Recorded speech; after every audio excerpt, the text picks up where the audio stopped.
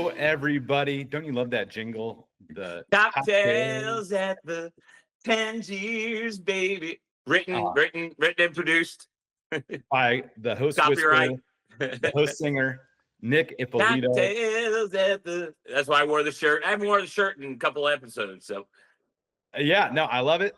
I think we got a lot to catch up on. I know you've been traveling all over the world, doing trainings, but you released an article that is titled "I'm Not Talking About Vegas." Yeah. The exclamation point at the end for extra emphasis. So tell me about it. It's got some good pickup. It's got some good comments. It's got some good feed. So I just think, Craig, that, us in the industry, in the casino industry, whether it's direct marketing, casino player development, I think we have, or CRMs or data, I think we have a responsibility to what we post, right? To be careful what we post and be careful what we say and understand, I'm going to talk about me. You all can check you can all check your connections. I have 10,000 or whatever I have. And most of them, the majority are not Las Vegas. The majority of them are anywhere from the Philippines, where I've been, right? And Morocco and Canada and California, and then Arizona, and then Colorado, Pennsylvania, Ohio, right? I do have a few Vegas people in there. I do. And when I read some of the articles or some of the statements or some of the playbooks that people give, right? Some of the structures, some of the advice, I read and I go, whoa, wait a minute. That's not going to work in Oklahoma. That's not going to work in Tulsa, right? So, and a couple of them I'll email or text, a couple of my buddies, that write stuff, and I'll say, hey, man, a guy in Oklahoma is not going to know what you're talking about. That's very Atlantic City, Vegas, maybe up in Connecticut, very specific to like a resort, right?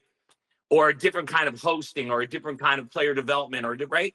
So I think that the article, what I'm saying is, you got to read what I'm writing. You have to read what everybody's writing. But I think that as the writers and the authors and the people that are doing a billion podcasts and videos and all this stuff, I think we should just make it clear what we're talking about. I don't know how you feel, but I think there's a line that connects all casino gaming, but I think it might be a little different in each market that I've been to every single market. And that's the other thing. I've been to more markets than anybody, and I've been to markets that nobody's been to yet, right? Except the people that work in those countries. And that's not bragging. That's just factual, right? I've gone to these places, and I don't just walk around and visit and do selfies, right? I sit with casino hosts and we make phone calls. I have meetings with casino marketing. So that's what that article meant. We just got to be careful what we say, how we say it, what market we're speaking about. That's really it. What demographic we're talking about. Got it. Yeah. So there's common threads, like you said, that go across all industries, and responsiveness, caring about the customer, taking care of them obviously applies everywhere. But you're saying I would say gamblers are gamblers, right? And they all have the same psychology, and they all want the same. You're right. They all want the same environment. But what you're also saying is certain, Vegas, maybe you're dealing with mostly players that are coming once a quarter or twice a year, and so you're selling different things than when you're trying to drive people that are probably playing somewhere in your market 4 times a month, and you're trying to win market share versus right. Somebody that's a tourist coming in a couple times a year. Is that right? One of the big differences? That's the biggest difference, especially when we talk about, when we label things, like I always say, when we label things player development, when we label things casino player development, vast difference in Las Vegas and Atlantic City and the Bahamas and Punta Cana. And you're right, big difference in labeling player development and maintenance piece in those properties than it would be in Tulsa, Oklahoma, or where I'm going soon to Shoshone Bannock in Idaho.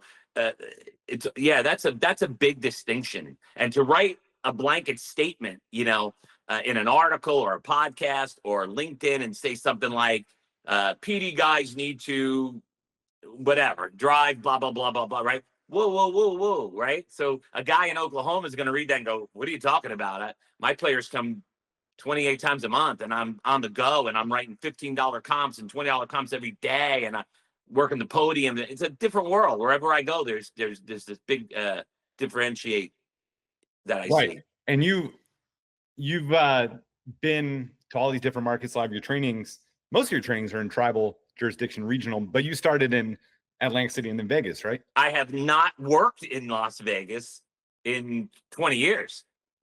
20 years. I've been to every Native American property. I've been to the regional properties. Is that what you call them? Like Penn Gaming and Jack and Affinity. And I just left Wind Creek, which is half Native, half not. And then Morocco, and then the Philippines, and then the Caribbean, and then Canada. Yeah, all completely different markets.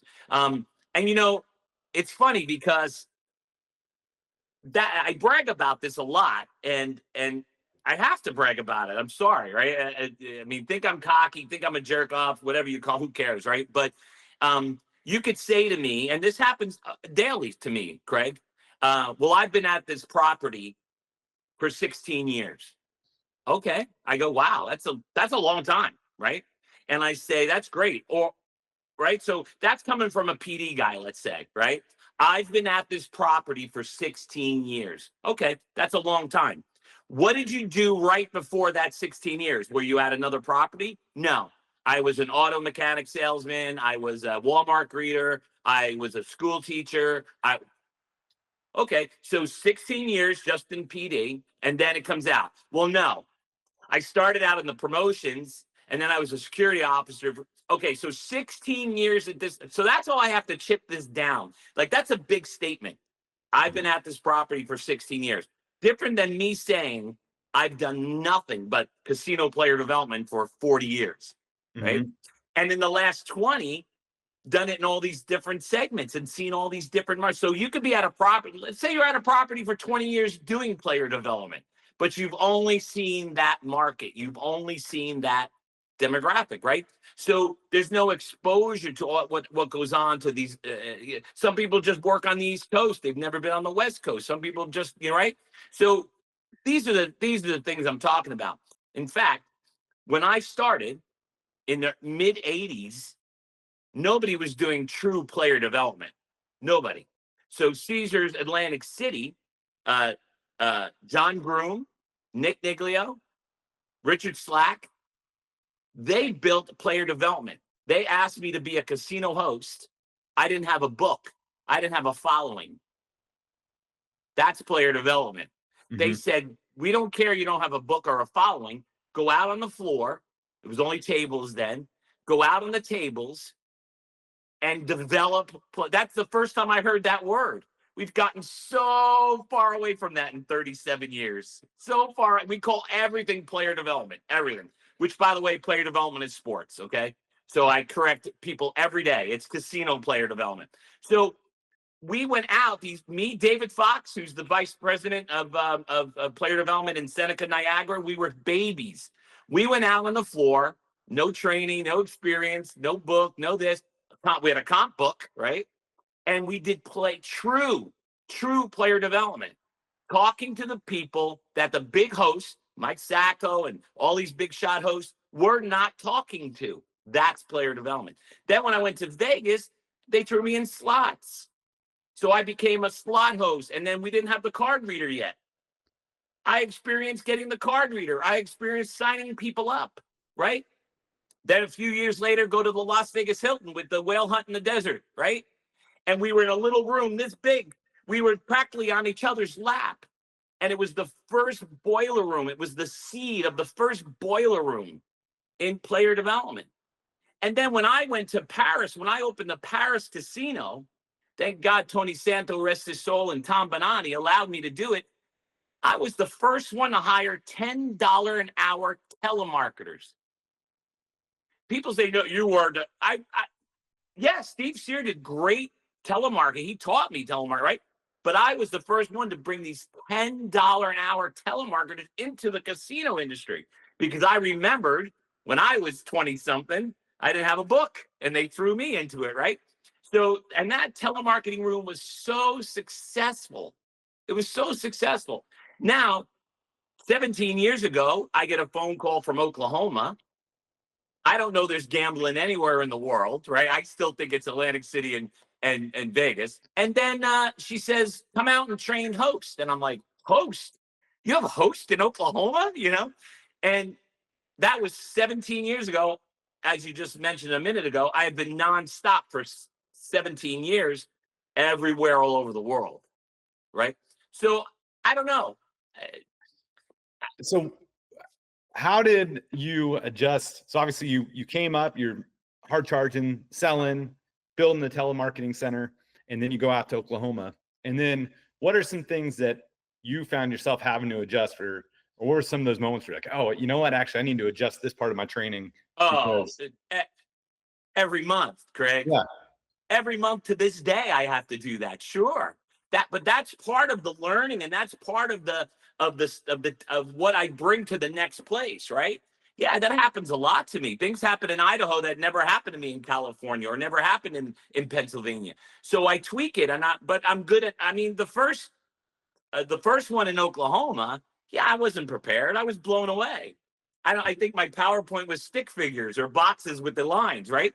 But when these hosts started to talk to me, and I was able to answer them and figure out on the spot, right? Figure out, and that's part of hosting. We should do that in interviews.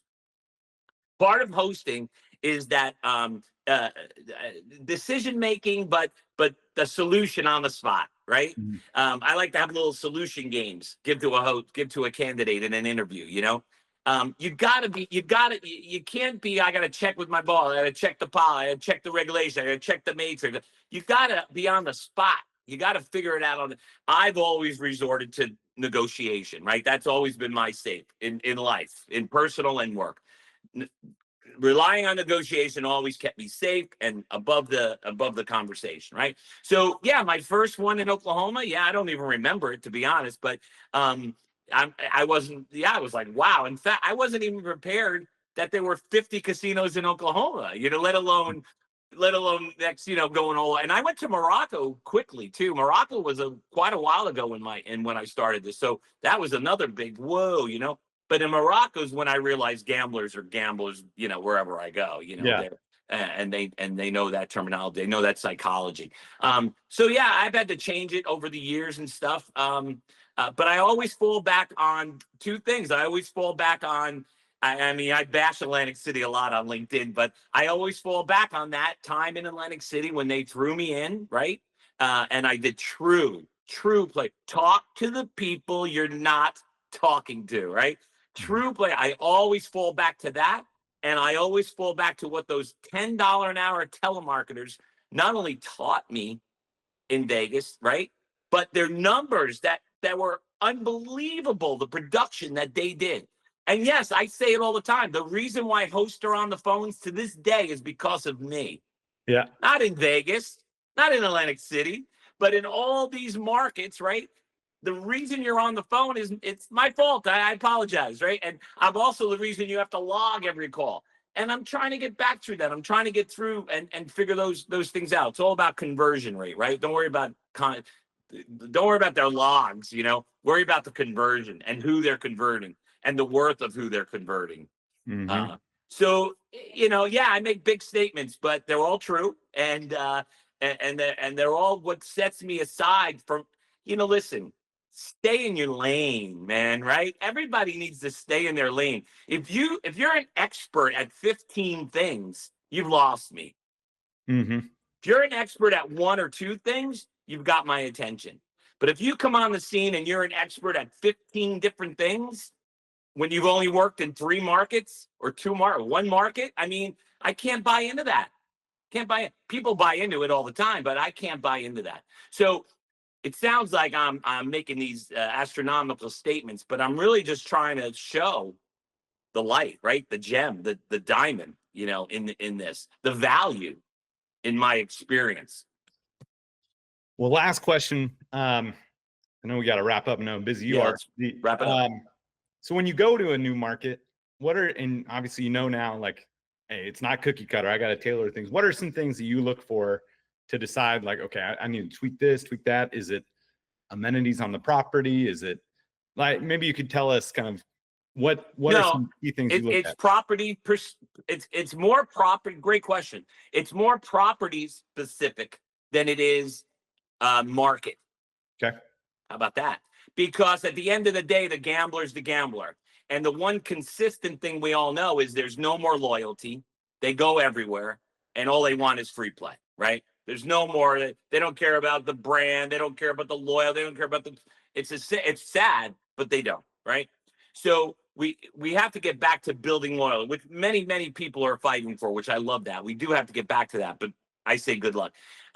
What changes is property specific. I'll go to certain properties that comp 30% of the theoretical.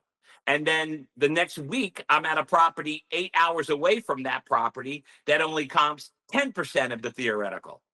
And then I'm at a property that gives no free play. Then I'm at a property that gives free play. I can't sleep at night. They're giving away so much free play. I wake up in hives. I go to properties where there's lack of PD leadership. There's good PD leadership. There's lack of good policies. There's lack of accountability. Some have better accountability. So it's very property specific. The tweaks I have to make, the changes, right? Or you go to a regional property that spends 56% in taxes on the revenue. Mm-hmm.